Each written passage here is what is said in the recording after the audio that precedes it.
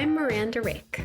And I'm Sarah Wheeler, and this is The Mother of It All, where we take on motherhood through the lens of culture and culture through the lens of motherhood.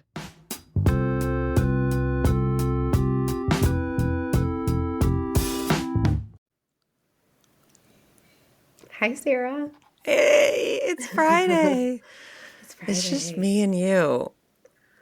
It kind of feels like a sleepover when we do these episodes, you know?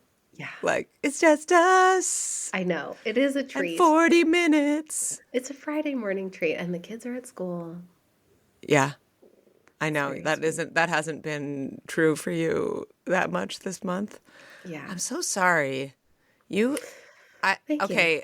I'm going to say something and that I shouldn't in so many ways. Relationally, like cosmically, I shouldn't say this, but I was reflecting on it when I was hearing you earlier this week talk about how sick, Nellie has been, and I was thinking about your winter and like your trip to Hawaii, everyone getting sick. And just like all the time on my parent chats, it's like, oh, well, sorry, they have to miss the field trip. Like they are like throwing up. Barfing, yeah. So the school year ends, we have like 7 more days of school or something. Ooh, We get out really early. Yeah. I don't think my kids have missed school for one day this school year because they were sick. Well, okay. So there's this thing that I've read that's like so their immune systems, like obviously your baby arrives and they have like no immune system, or they have like a little bit, but not They come much. in a little package. And Right. you immediately imprint on them and know what to do. Naturally, go on.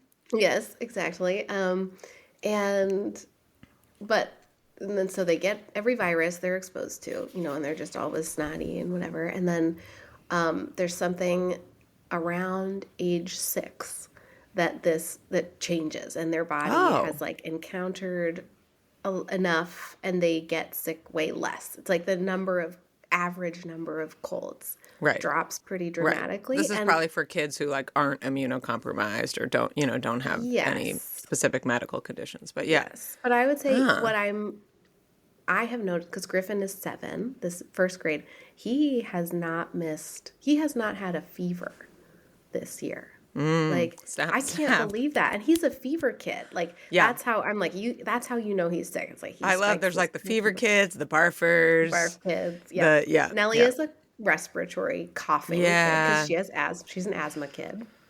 So, but yeah, he's a fever kid. He's like, it was not a big deal for me to see like 103 on the thing, like he just runs high and like.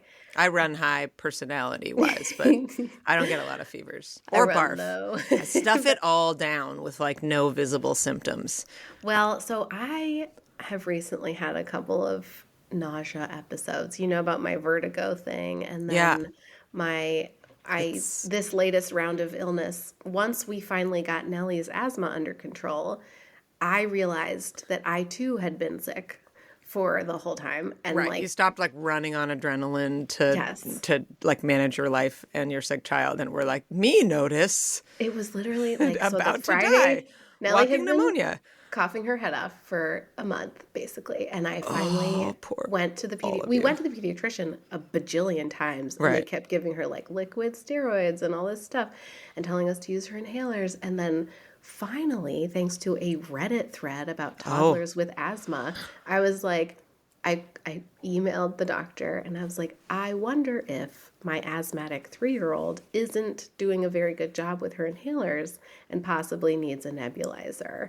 And that's like it's got an extra, the nebulizer has like an extra component to it.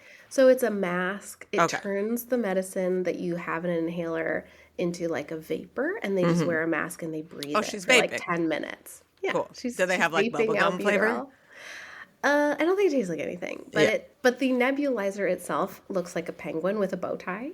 And Nellie said that he's dressed for his wedding. Wait, you guys decided it looks like a penguin, like the way that like that cloud looks like a rabbit, or it's how it's made? It's a machine, and it's a big loud machine. Yeah. But it looks like a penguin. So when the nurse gave it to us, it was like a little backpack that looks like an igloo. And she goes, Nellie, like, I wonder who's in here. And then she like unzipped it, and it's this little penguin. And Aww. so it's kind of sweet. So when we talk about doing it, we say, do your penguin. And it's been good. And has it helped? Oh, so yeah. So after a month, right, of like all these emergencies, having to pick her up at school, her teacher's like, I think she has whooping cough. I'm like, and back and forth to the doctor and all this stuff. Finally, literally this Reddit thread is like, get a nebulizer. I'm like, can we get a nebulizer? Friday night, we go in, they show me how to use it. We go home, we use it, and she sleeps for the first night without coughing her head off for the first night in like a month. It was a miracle. And so I told you I solved my like vestibular disorder through Reddit. Like after 6 months of treatment, I was just like, okay, fine, I'll go on Reddit. And within like minutes, I was like, oh, that's the name of my disorder. It's an actual disorder that doctors are aware of, and nobody mentioned it to me. So, it's the internet contains multitudes. It does. I know. I'm like, what would Jess Gross have to say? I hope we're not putting misinformation. But it's like, I was a little bit irritated. I brought this to therapy because I was like, my anxiety manifests often as like hypervigilance and like feeling like I'm the only one who can deal with whatever. Yes, and this unfortunately reinforced that. Like the doctor, I had gone in, I don't know, 8 times from the time Nellie got sick until I finally asked for the nebulizer, and no one had offered this very standard asthma treatment for small children. Right. So it's like that cycle of like, only I can keep my kids safe. Yep. With a little help from Reddit. Yep. Yeah, that's tricky. I must be on Reddit at midnight. Right. While I listen to her cough her head off in the other room, wait for her to call for me. And it's like, it was really a lot. And so, so the next morning, so Friday night, we got the nebulizer, she slept. And then the next morning I was like, okay, I'm going to go to yoga. I haven't been able to go in like a month because of this. And I'm in the car, I'm driving to yoga, feeling like psychologically excited. And then finally alone, and finally like a little bit of the psychic noise of Nellie's illness, like volume turned down. I'm like, wait, I feel terrible. Yeah. And so I drove to urgent care instead. Oh my God. Wait, I was joking about like, I have to pull over. And like, I was like, okay, she needs a nap. You drove to urgent. Jesus. Well, I was already out of the house, and it was a Saturday. And I think I was like, oh, my whole face hurts in that sinus infection way. Right. And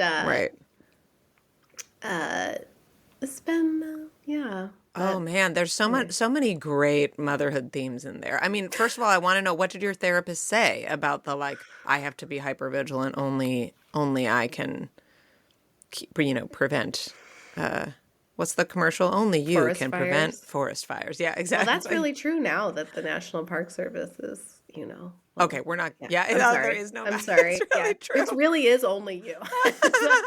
Okay, but what did your therapist say? Was your therapist like, yeah, you're right? Or were they like, that's bad, don't go there? Mm-hmm. Thank you for listening to this free preview of one of our paid episodes. If you want to hear the whole episode and support our work, you can become a paid subscriber by going to themotherofitall.substack.com.